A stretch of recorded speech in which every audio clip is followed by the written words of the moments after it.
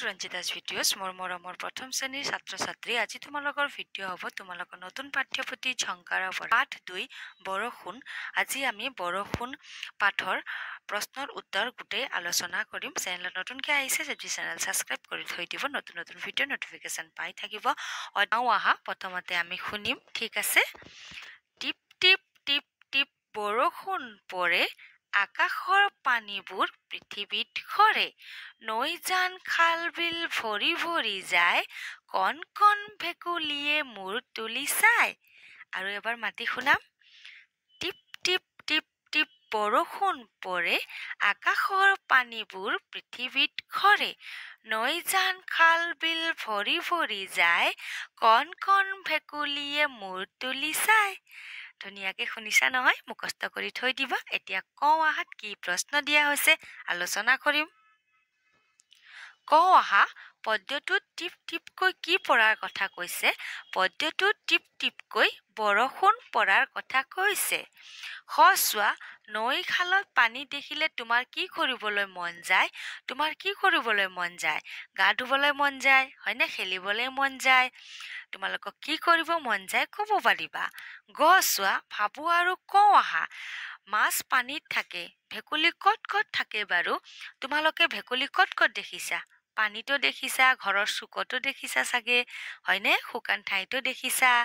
আৰু ক'ত ক'ত দেখিছা তোমালোকে ক'ব পাৰিবা আকাশত তুমি কি কি দেখা পোৱা তোমালোকে আকাশত কি কি দেখা পোৱা দিনত সূৰ্য দেখা পোৱা কেতিয়াবা মেঘ দেখা পোৱা ৰাতি হ'লে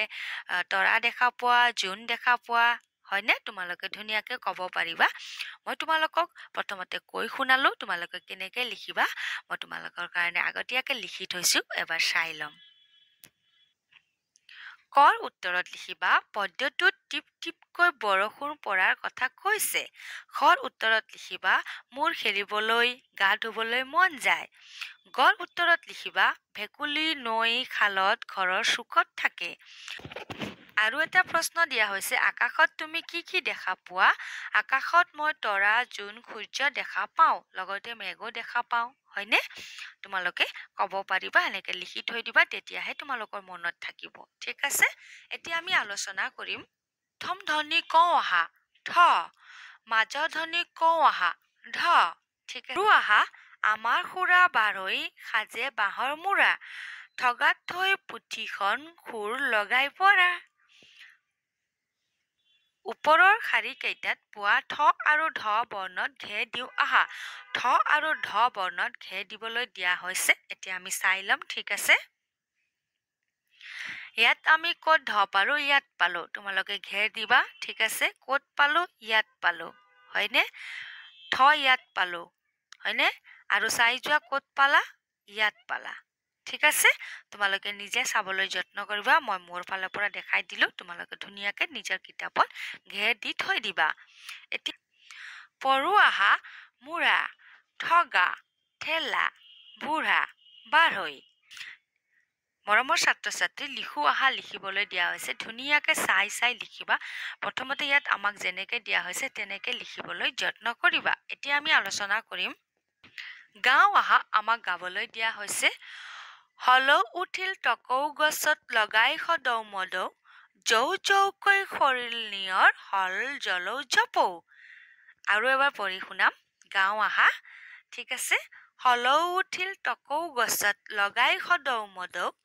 জৌ জৌকৈ সৰিল নিয়ৰ হল জলৌ জপৌ শুনো আৰু কওঁ আহা ভাটৌ নৌকা কপৌ চৌকা ঢৌ কৌপাত মৌমাখি ৰৌ মাছ ইয়াত চোৱা ওপৰৰ শব্দবোৰ চাই ঔকাৰ ঔ থকা আখৰ কেইটা লিখো আহা টৌ নৌ পৌ চৌ ঢৌ কৌ মৌ ৰৌ আণ্ডাৰলাইন কৰি থৈ দিছো তোমালোকে ধুনীয়াকে ইয়াত লিখি থৈ দিবা ঠিক আছে পঢ়ো আহা সুমনৰ ঘৰ পাহাৰৰ ওচৰত পাহাৰত বহুতো গছ গছনি আছে পাহাৰৰ পৰা নিজৰা বয় তোমালোকে ধুনীয়াকে পঢ়িবা কাষৰ বাকচটোৰ পৰা উপযুক্ত আখৰ আনি শব্দবোৰ সম্পূৰ্ণ কৰো আহা বাকচত ইয়াত আখৰ দিয়া হৈছে ইয়াত আমাক খালী ঠাই দিয়া হৈছে আমি ইয়াৰ পৰা আখৰ আনি এটা শব্দ বনাম ঠিক আছে ইয়াত ঢোল চৌকা ঢাকোন 19 মৌমাখি তোমালোকেও ধুনীয়াকৈ লিখিবা এতিয়া আমি আলোচনা কৰিম ছবি চাই কথা পাতো আহা প্ৰথম ছবিত আমি কি দেখা পালো নদী লগতে হাতী ঠিক আছে দ্বিতীয় ছবিত আমি দেখা পালো হাতীয়ে এনেকে পানী সুৰেৰে চিটিকে আছে মানে হাতীয়ে গা ধুই আছে গড় দেখা পালো লগতে হাতীৰ পোৱালিও দেখা পালো হয়নে হৰিণা দেখা পালো হৰিণ দেখা পালো হাঁহ দেখা পালো বান্দৰ দেখা পালো কি কৰি আছে গা ধুই আছে হয়নে ৩ নং ছবিত দেখা পালো হাতীয়ে সুৰেৰে গা ধুই আছে ইয়াত পাৰত বহি আছে বান্দৰ মানে বান্দৰে চাই আছে হাতীয়ে গা ধোৱা এটা ৪ নং ছবিত চোৱা হাতীয়ে সুৰেৰে পানীটো লৈ গা ধুই আছে ইয়াত বান্দৰ আছে তৃতীয় ছবিত ইয়াত আছিল চতুৰ্থ ছবিত বান্দৰ ইয়াত আছে ওপৰত মানে বান্দৰে গা ধুৱাই দি আছে হাতীক এনেকুৱাই বুজিলো হয়নে ৫ নং ছবিত আকৌ কি আছে আকৌ হাতীয়ে বান্দৰক গা ধুৱাই দি আছে চোৱাচোন বান্দৰ আছে গছত হাতীয়ে পানী সুৰেৰে বান্দৰৰ পিনে দি আছে হয়নে তো আমি কি বুজিলো হাতীয়ে বান্দৰক গা ধুৱাই দি আছে ৬ নং ছবিত চোৱা হাতীৰ পিঠিত বান্দৰ উঠিল লগতে চবে পিছে পিছে গুচি গ'ল হয়নে কওঁ আহা মানে আমাক প্ৰশ্ন দিয়া থাকে আমি প্ৰশ্নৰ উত্তৰ আলোচনা কৰিম নদীখনত কোনে কোনে গা ধুই আছে ছবিখন চাই কোৱা নদীখনত কোনে কোনে গা ধুই আছে হাতী বান্দৰ গড় হৰিণ আদি জন্তুৱে গা ধুই আছে হাঁহও আছে হয়নে সৎ চোৱা হাতীয়ে কেনেদৰে গা ধুইছে হাতীয়ে সুৰেৰে গা ধুইছে হয়নে আমি দেখিছো সুৰেৰে হাতীৰে গা ধুইছে গছ চোৱা বান্দৰ পোৱালিটোক কোনে গা ধুৱাই দিলে হাতীয়ে গা ধুৱাই দিলে হয়নে গছ চোৱা হাতীয়ে সুৰেৰে গা ধুইছে হাতীয়ে আৰু কি কি কাম সুৰেৰে কৰা দেখিছা তোমালোকে কি কি কাম কৰা দেখিছা হাতীয়ে সুৰেৰে বহুত কাম হাতীৰে সুৰেৰে কৰে যেনেকৈ খোৱা কামো হাতীয়ে ধুনীয়াকৈ সুৰেৰে লৈ যায় আৰু মুখত ভৰাই হয়নে যেনেকৈ ডাঙৰ ডাঙৰ কাঠৰ কুণ্ডা হওক বহুতো গধুৰ বস্তু আগত বহুতো হাতীৰে কাম কৰোৱা হৈছিল আজিকালিহে বহুত সুবিধা আছে হয়নে তো আমি বহুত দেখিছো তোমালোকে কি কি দেখিছা তোমালোকে ক'ব পাৰিবা তোমাৰ উত্তৰ মই লিখিয়ে থৈছো আগৰ দৰে এবাৰ চাই ল'ম কৰ উত্তৰত লিখিবা হাতী বান্দৰ গড় হৰিণ আদি জন্তুৱে গা ধুই আছে খৰ উত্তৰত লিখিবা হাতীয়ে সুৰেৰে গা ধুইছে গড় উত্তৰত লিখিবা বান্দৰ পোৱালিটোক হাতীয়ে গা ধুৱাই দিলে ঘৰত মই তোমালোকক মাতি শুনালো ধুনীয়াকে তোমালোকে তেনেকৈ ক'বলৈ যত্ন কৰিবা এতিয়া চোৱা কি দিয়া হৈছে পুনৰ আলোচনা দিয়া হৈছে আমাক ইয়াত তলত শব্দবোৰ পঢ়ি একে আখৰেৰে আৰম্ভ হোৱা শব্দবোৰ বাকচৰ ভিতৰত লিখো আহা ঊন ইগল ঈদ খৰাহী ঘাট ১৯ খৰম ঢোল ঢাকোন ঘোঁৰা এতিয়া আমি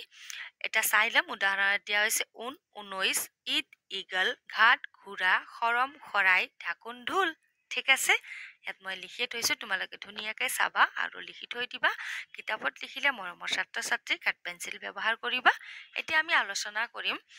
শুনা আৰু উত্তৰ কোৱা মিনি আৰু আৰতি একেলগে পঢ়ে মিনিহঁতৰ ঘৰ চাহ বাগিচাত আৰতিৰ ঘৰ নগৰত আৰতিয়ে মিনিৰ পৰা ঝুমুৰ নাচিবলৈ শিকিছে এতিয়া আমি শুনিলো এতিয়া উত্তৰ আলোচনা কৰিম ক মিনিৰ ঘৰ ক'ত চাহ বাগিচাত হয়নে তোমালোকে ধুনীয়াকৈ লিখিবা মিনিৰ ঘৰ চাহ বাগিচাত খ কাৰ ঘৰ নগৰত আৰতিৰ ঘৰ নগৰত তো তোমালোকে লিখিবা আৰতিৰ ঘৰ নগৰত গ চোৱা আৰতিয়ে মিনিৰ পৰা কি শিকিছে ঝুমুৰ নাচিবলৈ শিকিছে উত্তৰত লিখিবা আৰতিয়ে মিনিৰ পৰা ঝুমুৰ নাচিবলৈ শিকিছে ঠিক আছে পঢ়া এতিয়া আমাক পঢ়িবলৈ দিয়া হৈছে খালৈ বাঘ ঈদ ঢল ঊন শিয়ালে হোৱা দিয়ে বাঘে গুজৰে কুকুৰে ভুকে মিউ মিউ কোনে কৰে মেকুৰীয়ে কৰে হয়নে মিউ মিউ কৰাটো তোমালোকে শুনিছা আশা ৰাখিছো মৰমৰ ছাত্ৰ ছাত্ৰী তোমালোকে আজিৰ ভিডিঅ' বুজি পাইছা বুলি নতুনকৈ আহিছা যদি চেনেল ছাবস্ক্ৰাইব কৰি থৈ দিবা নতুন ভিডিঅ'ৰ নটিফিকেশ্যন প্ৰথমতে পাবা তোমালোকৰ নতুন ভিডিঅ' হ'ব তোমালোকৰ কিতাপৰ অধ্যায় ৮ত দিয়া পাঠ ১ত দিয়া হৈছে বতৰৰ কথা আমি বতৰৰ কথাত দিয়া গোটেই ক্ৰিয়াকলাপ প্ৰশ্ন উত্তৰ আগৰ দৰে যেনেকৈ আলোচনা কৰিছিলোঁ তেনেকৈ কৰিম চেনেল ছাবস্ক্ৰাইব কৰি দিলে প্ৰথমতে নটিফিকেশ্যন পাবা আজিৰ কাৰণে ধন্যবাদ